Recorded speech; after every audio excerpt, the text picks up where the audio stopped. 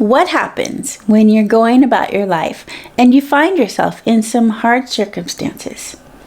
You ask God the hard questions. Where are you? Why aren't you fixing this?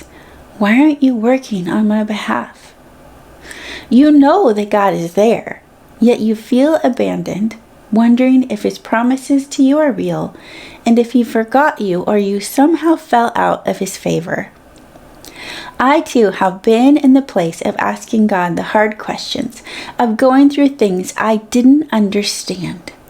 The heartbreak of betrayal, abandonment, and abuse. But today I want to give you encouragement and practical steps to take when you find yourself in that place of not understanding, of feeling abandoned or forgotten. Welcome back to Abide in Jesus. If you're new here, my name is Carolyn. Today we're going to be looking at the verse Mark 10:32 in the NIV. In this verse, we see that Jesus is headed to Jerusalem, where He will be crucified. He knows what's going to happen to Him. He even tells His disciples, yet He keeps moving forward to the place where He will be betrayed by His own, abandoned by His disciples, and murdered by His enemies. It says, they were on their way up to Jerusalem with Jesus leading the way, and the disciples were astonished, while those who followed were afraid. Again, He took the 12 aside and told them what was going to happen to Him. The first thing to remember is that Jesus is going before you. Notice in this verse that Jesus is going before His disciples. He knows what's going to happen, but He also knows what's going to happen on the other side of it. Hebrews 12:2 in the New King James Version says, looking unto Jesus, the author and finisher of our faith, who for the joy that was set before Him endured the cross, despising the shame, and has sat down at the right hand of the throne of God. Know that when all looks dark, when things look hopeless, He's still there going before you. You're not stuck in these circumstances yourself, dear sister.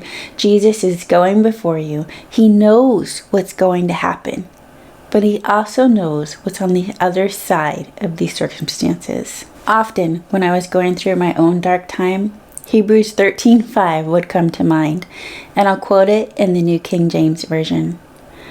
I will never leave you nor forsake you. The second thing to remember is to follow Jesus, even if your knees are trembling. Notice in Mark 10:32 that it says, those who followed were afraid.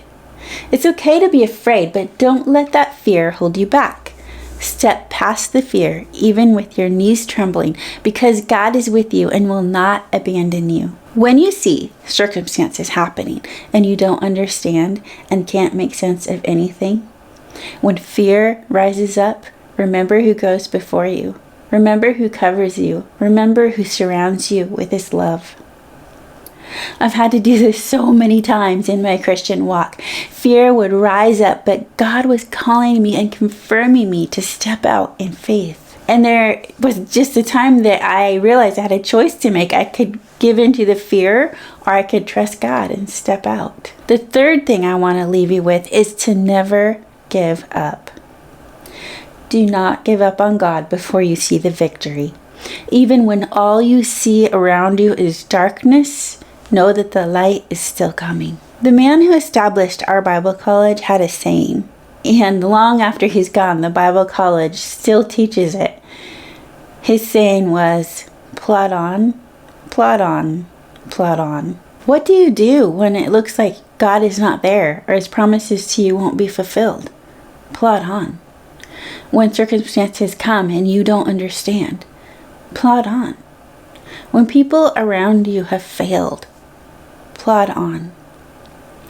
Dear sister in Christ, when you are faced with circumstances that make you feel like giving up, like God has not come through, you have two choices. You can give up on God, give up on what He has promised you, and wonder for the rest of your life what would have happened if you kept going. Or you can plod on with Jesus, press forward, pushing through the pain and anguish, the fear and not understanding, and follow Jesus, knowing that He knows what is on the other side of what you are going through. When you find yourself in that place of having a promise before you but not yet walking in it, and everything around you looks the opposite, know that Jesus will encourage you on the way. He'll give you strength and courage, and that one day you will look back and you will see all the places where He carried you, where He met you, where He gave you courage, and you will be looking back from that place of victory. I just want to share with you what a pastor at a church says often. He says, the longer you wait for God to come through, the bigger the victory is going to be. Know that God goes before you. You can walk forward and never give up because you are following Jesus and He knows what's on the other side of these circumstances.